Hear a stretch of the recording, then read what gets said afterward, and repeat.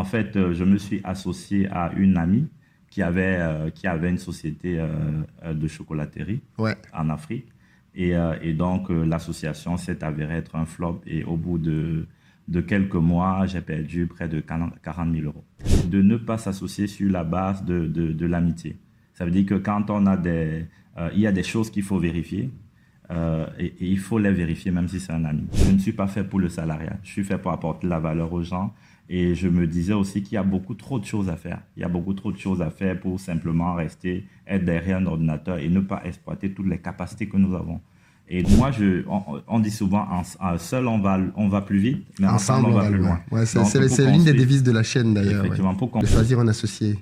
Comment on choisit le bon associé? Ouais, bon, je peux pas. Ne nous dis pas tous les livres. Donner toutes les clés. Donne-nous envie quand même. Mais comment on fait pour choisir? Vite fait, allez, une ou deux choses. Ok. Le fait de s'associer permet de pouvoir franchir le pas et oser entreprendre. Comment trouver le bon associé dans les affaires?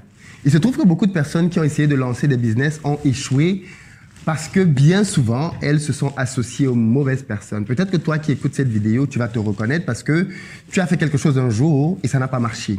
Et bien souvent, c'était à cause de la personne, ou du moins l'une des raisons, c'était que la personne que tu avais pris à tes côtés, sur qui tu avais misé, t'a déçu, ne t'a pas donné les résultats que tu attendais. Eh bien, dans la vidéo d'aujourd'hui, je vais à la rencontre d'un entrepreneur à succès qui nous partage à cœur ouvert les leçons qu'il a apprises dans l'association. C'est une interview super riche parce qu'il va t'expliquer comment est-ce qu'il a perdu beaucoup d'argent parce qu'il avait choisi les mauvaises personnes pour travailler avec elles.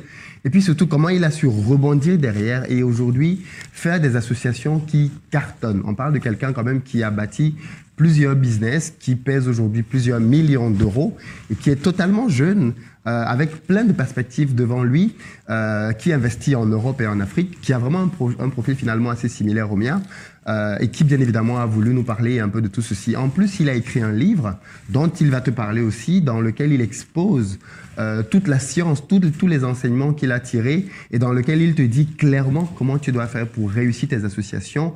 Parce que si tu manques une compétence, parce que si tu manques d'un élément ou même de plusieurs éléments pour te lancer, eh bien, peut-être qu'en réalité, ce dont tu as besoin, toi, c'est de t'associer à quelqu'un qui saura te compléter. Mais où trouver cette personne?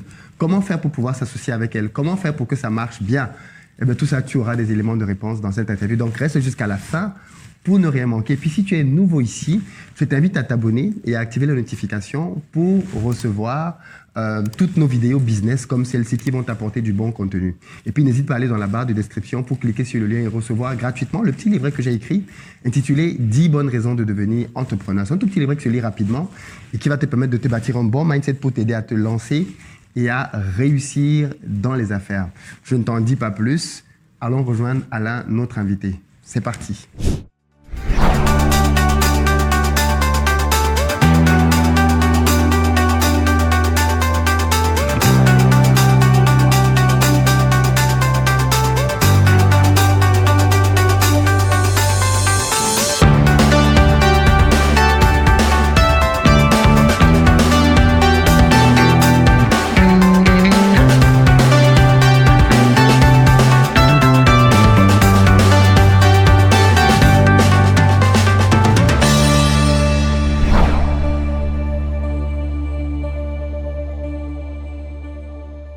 Bonjour Alain. Bonjour Philippe.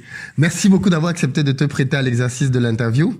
Est-ce que tu veux juste te présenter pour ceux et celles qui ne te connaissent pas encore?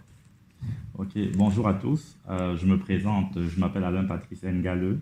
Je suis marié et père de 3 magnifiques enfants. Aussi, j'ai un diplôme en finance des marchés, un master grande école en finance de marché effectué au sein d'une école à Paris. Et suite à ce master, j'ai effectué une dizaine d'années d'expérience dans le secteur du conseil en finance de marché, tout ce qui est marché boursier. Et donc, par la suite, ou du moins au cours de ces expériences, j'ai eu à créer 3 entreprises. Une entreprise de conseil, une entreprise, une industrie de savonnerie anti-moustique et une société immobilière. Et je suis aussi auteur d'un ouvrage. Waouh! Ok, ça c'est la plus longue intro complète qu'on a fait sur la chaîne. Mais c'est parfait, tu me donnes tout de suite le boulevard. Comment de tes études de finance, tu te retrouves à faire... comment tu bascules dans l'entrepreneuriat? Parce qu'à la base, tu n'as pas le profil pour être entrepreneur. Qu'est-ce qui te conduit vers ça? Enfin, le profil académique, je veux dire. Effectivement. Et même peut-être même le profil, tout simplement, parce que je me souviens de quelqu'un qui me disait « je peux pas être entrepreneur parce que je suis trop gentil ». Ah, ok, d'accord. Donc, peut-être même le profil, tout simplement, à la base. Comment est-ce que je bascule justement de la finance des marchés vers le monde entrepreneurial? C'est suite à une discussion que j'ai eue avec plusieurs hommes d'affaires qui étaient plutôt des hommes d'affaires prospères, qui avaient réussi dans ce qu'ils ont entrepris. Et cette discussion a permis de faire naître en moi la fibre entrepreneuriale et le désir aussi d'oser sortir de ma zone de confort pour entreprendre et apporter de la valeur aux gens. Et donc, c'est suite à cette discussion que j'ai commencé à me documenter sur le domaine, à lire plusieurs ouvrages, à lire l'histoire des entrepreneurs à succès. Et donc, et tout ce que j'ai eu à lire a conforté en moi le désir et cette flamme qui était née d'entreprendre. Ok, mais du coup, concrètement, tu as commencé ta carrière comme salarié, oui. Normalement. La première entreprise que tu crées, c'est laquelle? La première entreprise que je crée, c'est un flop total. Ah, d'accord, ok. Un flop total. Tu n'en as pas parlé dans ta présentation, mais parle-nous-en. J'ai parlé des 3 entreprises qui marchent. Qui marchent actuellement, oui. Donc, ce fut un flop total. Bon, je n'étais pas à l'initiative de la création d'entreprise. En fait, je me suis associé à une amie qui avait une société de chocolaterie en Afrique. Et donc, l'association s'est avérée être un flop. Et au bout de quelques mois, j'ai perdu près de 40 000 euros. 40 000 euros en quelques mois. Ok, et là, tu es encore salarié à ce moment-là. Et je suis salarié et je suis endetté en plus. Tu es endetté, donc ouais, parce que tu as pris dans ton épargne et tu t'es même endetté. Oui, tellement tu croyais au projet. Oui. D'accord. Et surtout, je croyais en la personne. Tu croyais en la personne. Ah, très intéressant, parce que j'ai souvent parlé de ça ici sur la chaîne, dans certaines vidéos. C'est-à-dire, tu t'étais lancé sur la base de la confiance, principalement, que tu avais en la personne. Effectivement. Qui avait certainement un profil entrepreneur qui te rassurait. Effectivement. Et qui avait un projet aussi qui tenait la route. D'accord. Et qu'est-ce qui fait que, d'après toi, ça n'a pas marché? Qu'est-ce que tu tires, à part le fait que tu as perdu 40 000 euros, mais qu'est-ce que tu as tiré de ça? J'ai tiré plusieurs enseignements. Je ne peux pas en peu de temps. Oui, bien sûr. Mais les plus marquants. Les plus marquants, c'est de ne pas s'associer sur la base de l'amitié. Ça veut dire que quand on a il y a des choses qu'il faut vérifier et il faut les vérifier même si c'est un ami. Voilà. Et donc, je n'ai pas eu le réflexe de faire un certain nombre de vérifications parce que j'étais en terrain connu. Rempli de confiance.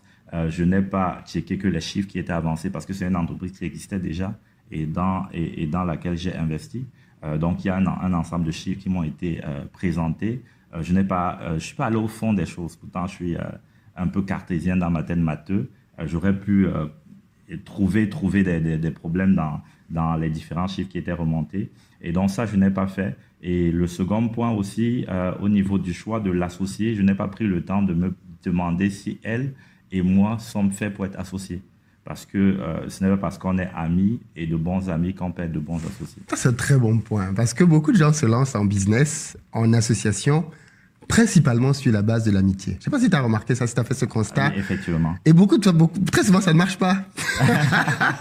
Enfin, de manière générale, beaucoup d'entreprises ne marchent pas. Oui. Mais je constate aussi quand même que beaucoup de gens qui sont lancés ensemble, parce que je veux dire, les gens se lancent en affaires, plus facilement même qu'en amour. C'est-à-dire qu'en amour, même les gens contrôlent certaines choses avant de se mettre avec quelqu'un. Mais quand il s'agit de l'argent, bizarrement, qu'on a gagné très durement, les gens sont très open. Ah, tu as un projet, je peux investir dedans, je ne te connais même pas, je ne sais pas quelle est ta capacité à driver un projet. Je sais juste que tu as un projet, j'ai de l'argent. À la limite, c'est comme si je veux me débarrasser de cet argent parce que j'ai peur de l'utiliser, tu vois. Ouais, effectivement. Et je l'injecte. Et toi, donc, tu t'endettes. Et quand tu sors de là, qu'est-ce qui fait que tu n'es pas traumatisé en te disant, parce que certaines personnes ont échoué une fois et ont dit plus jamais. Qu'est-ce qui fait que toi, tu te dises, c'est bien, je vais continuer? Non, mais c'est sûr qu'au sorti de là, je ne me suis pas dit, je vais continuer au bout de quelques jours. Ça a pris du temps pour accuser le coup. Et c'est surtout parce que je croyais que je ne suis pas fait pour le salariat. Je suis fait pour apporter la valeur aux gens. Et je me disais aussi qu'il y a beaucoup trop de choses à faire. Il y a beaucoup trop de choses à faire pour simplement être derrière un ordinateur et ne pas exploiter toutes les capacités que nous avons. Et donc, je voulais, et j'avais ce challenge-là, de créer de la valeur et de déployer tout ce que j'ai comme talent au-dedans de moi. Waouh. Et donc, et ça, bien évidemment, le salariat ne permet pas de faire ça, malheureusement. Enfin, peu importe le boulot d'ailleurs, tu es toujours limité par le job description que tu as dans ton activité.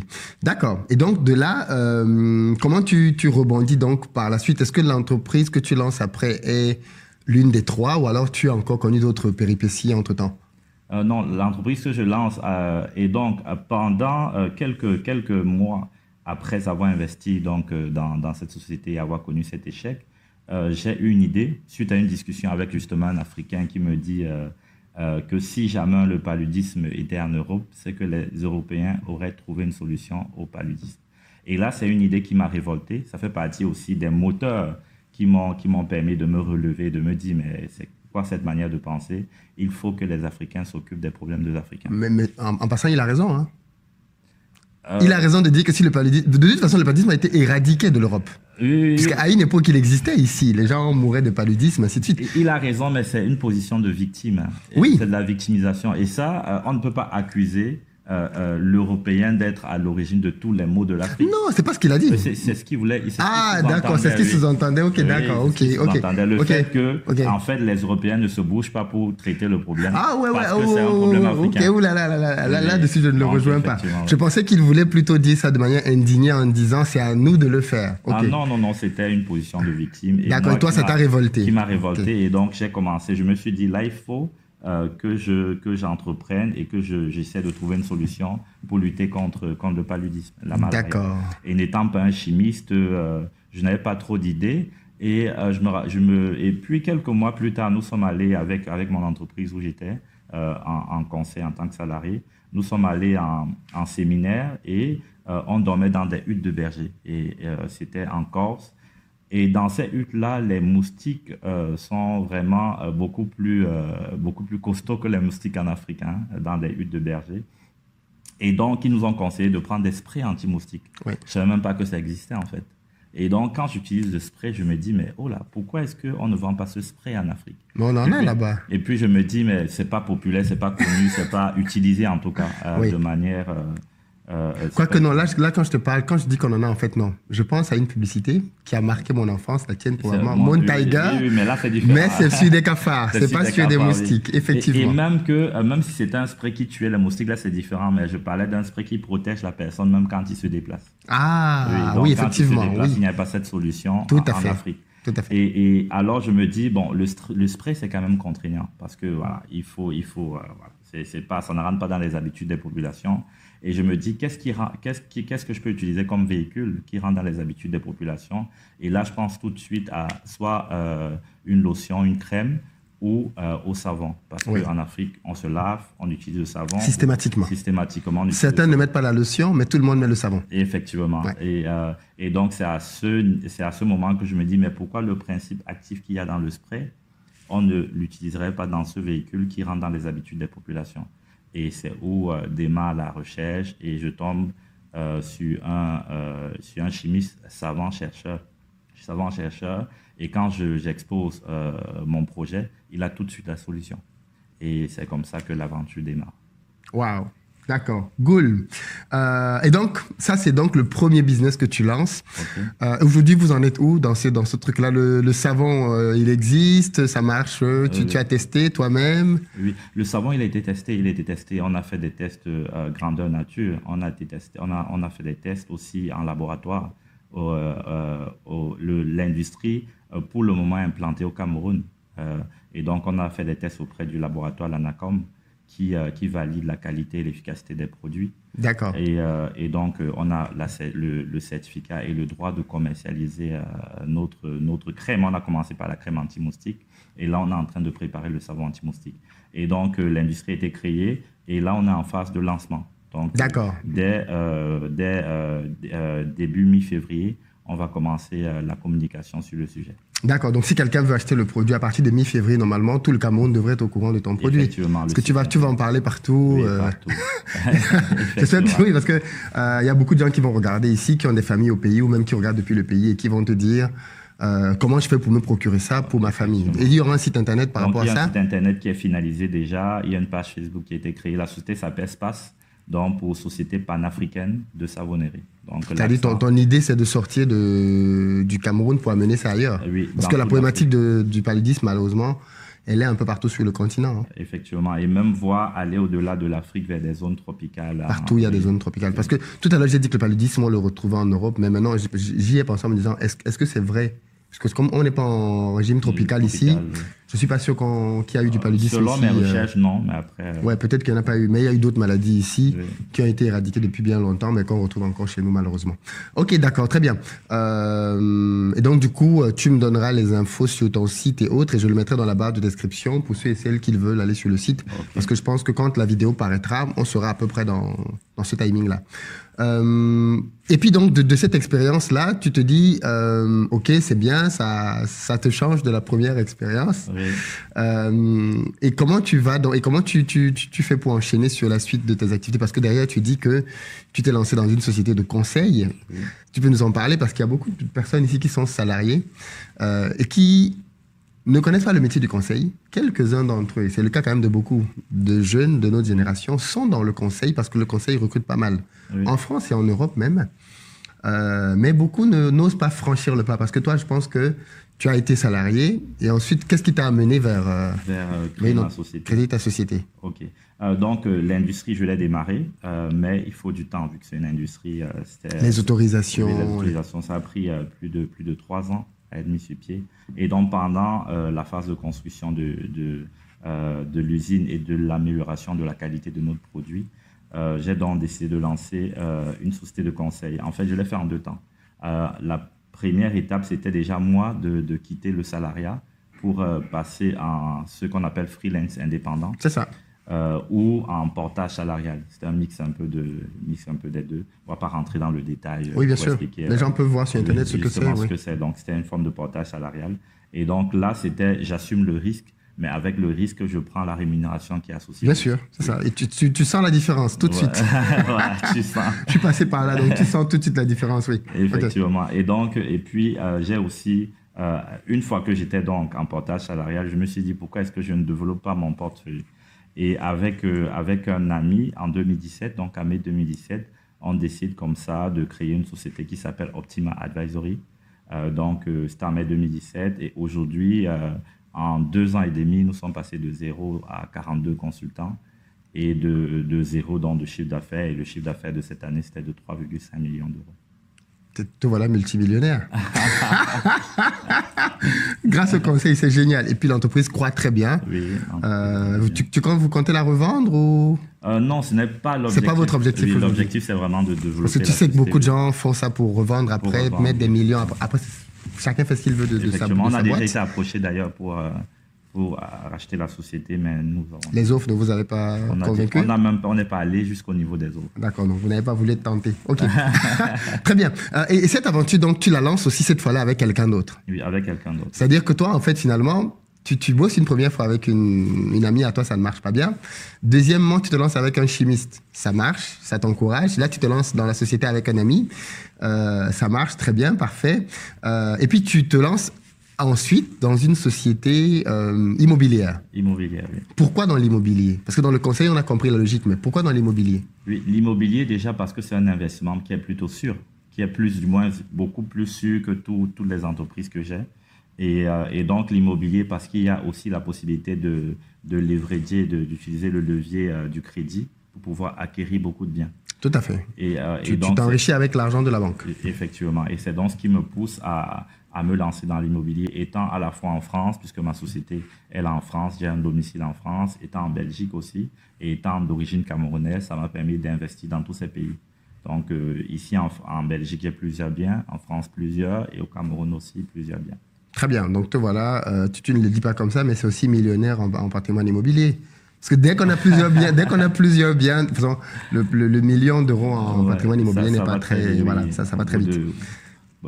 Si 2 de mes biens déjà peuvent atteindre le million. Valeur, oui, voilà.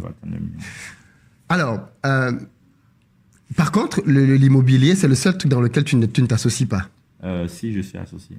D'accord, très bien. En fait, toi, tu es un homme d'association, alors. Ouais, il faut. Justement. J'ai compris, parce que l'idée, en fait, c'est...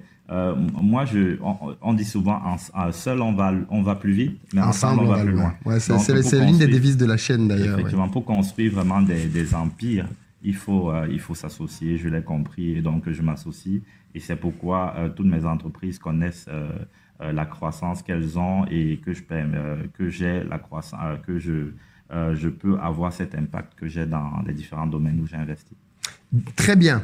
Et puis tu as terminé en disant que tu avais écrit un livre. Oui. Est-ce que tu peux nous en parler? Oui. Donc, c'est pour expliquer comment devenir millionnaire?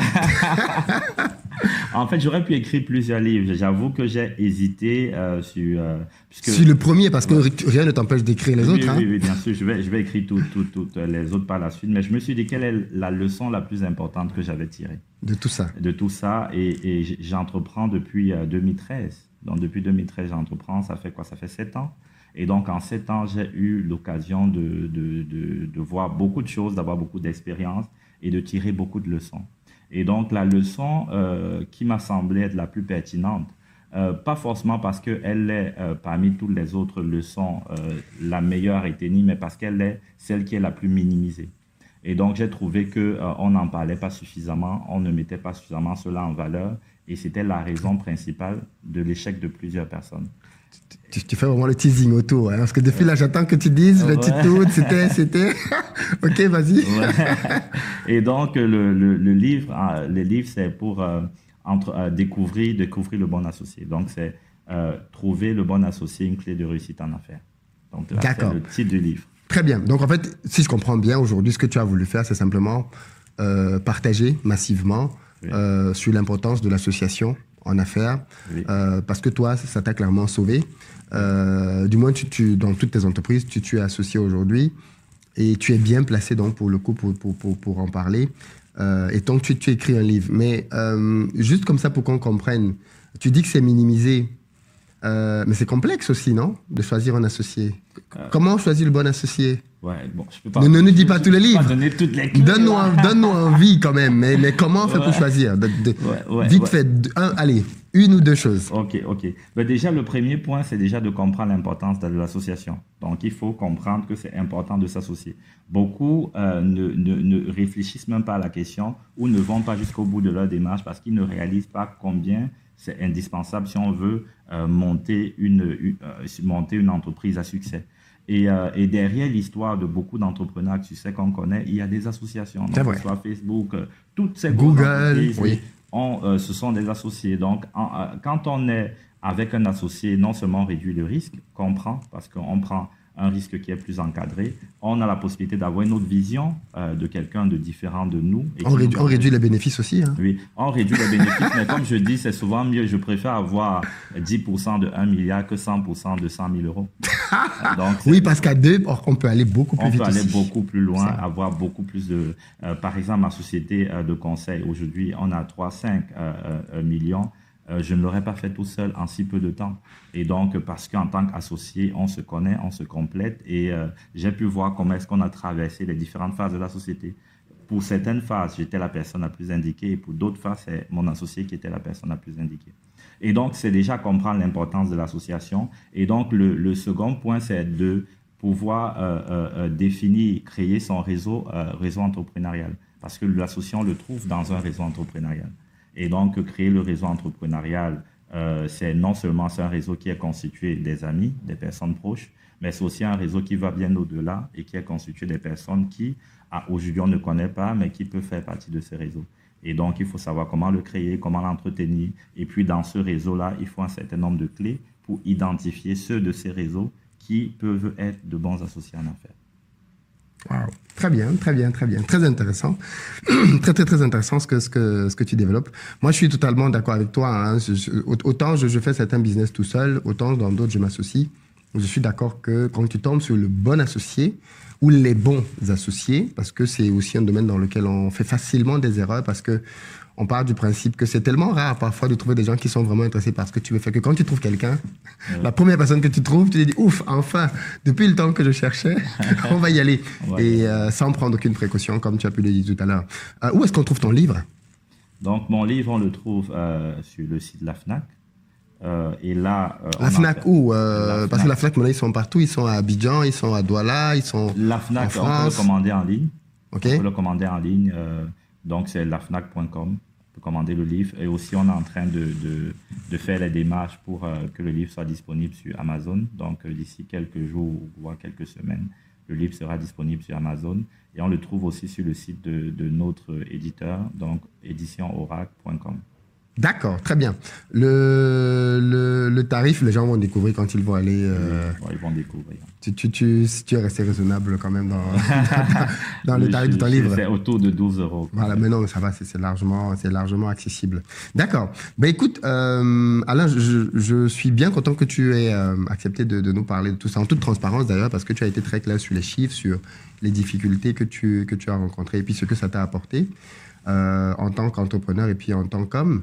Mais je veux quand même te poser une question de manière un peu rétrospective. Ça fait quelques années maintenant que tu es dans les affaires, dans l'entrepreneuriat.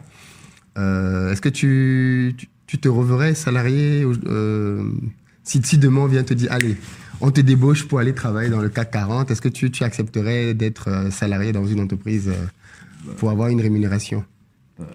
Déjà, ce n'est pas possible parce que je ne vois pas pour plusieurs raisons, non seulement la liberté que le fait d'entreprendre me donne. Au début, c'est plus contraignant, là il faut le dire, parce qu'il faut bosser beaucoup. Mais tu bosses et tu vois directement le résultat, la valeur que tu apportes.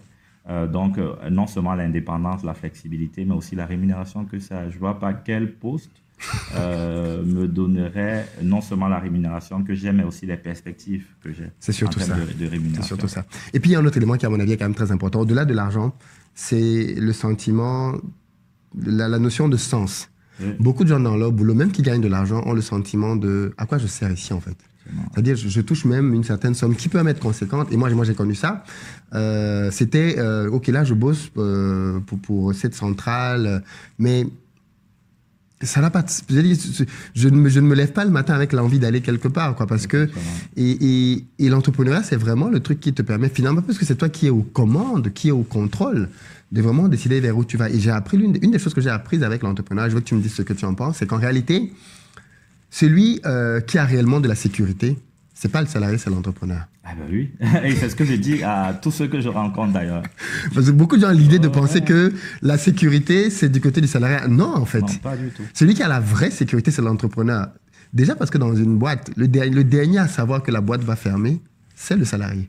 Oui. Ça dit quand une boîte va fermer, l'entrepreneur le sait des mois et des années même avant, parfois, que la boîte est en train d'aller mal et qu'elle va fermer. Donc il a tout le temps de prendre ses dispositions, de retirer de l'argent, il a tout le temps. Le dernier qui va juste découvrir ça un jour avec un papier sur sa boîte, c'est le salarié.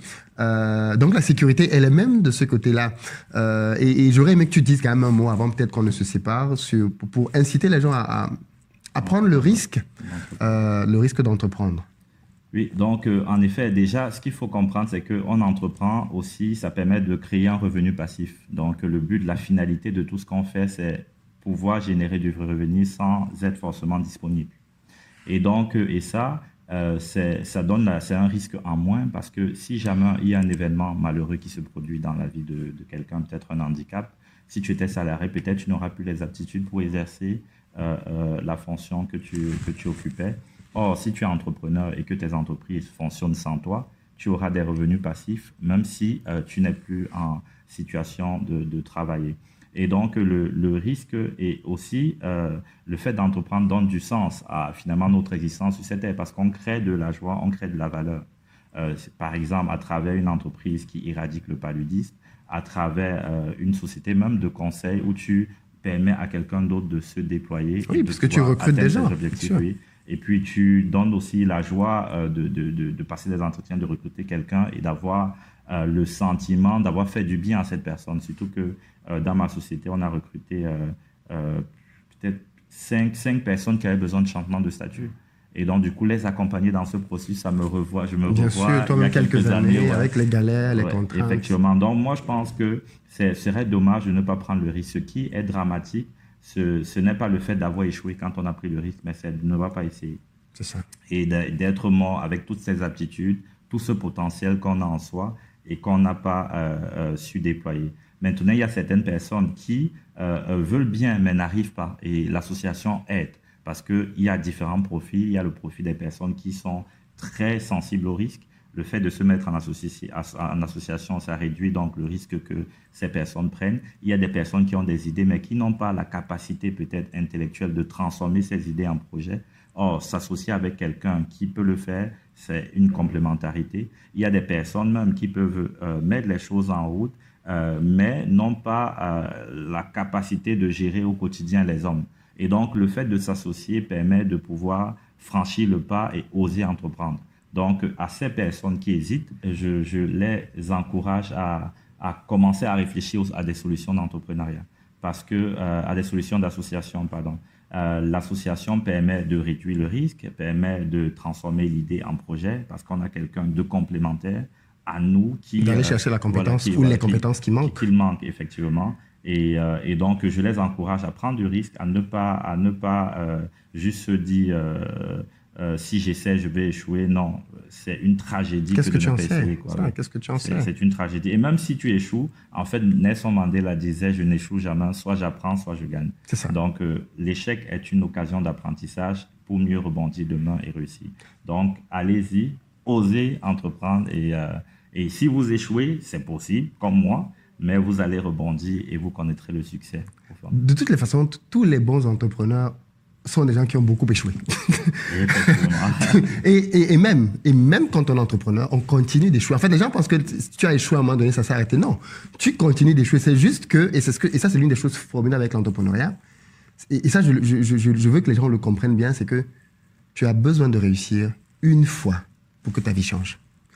Tu peux échouer 100 fois. Si tu réussis une seule fois, ça change ta vie. Et ça, c'est génial parce que ça te permet de voir l'échec dans une perspective différente. Ce n'est plus le truc c'est-à-dire, OK, c'était une tentative. En fait, c'est ça. Pour moi, c'est ça l'échec.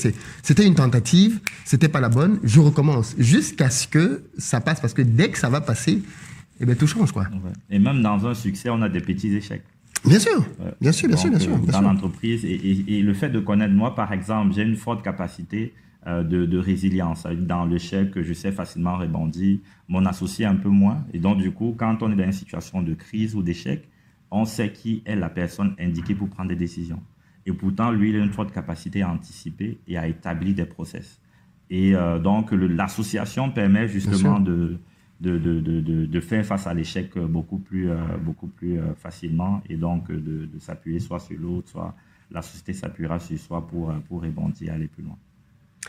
Merci beaucoup Alain. Merci à toi Philippe. Alors, il y a un principe qu'on a souvent sur la chaîne, c'est que quand on a fait une interview comme ça le dimanche, on fait un direct avec l'invité au cours duquel les gens lui posent des questions que je n'ai peut-être pas posées, que j'ai oublié de poser.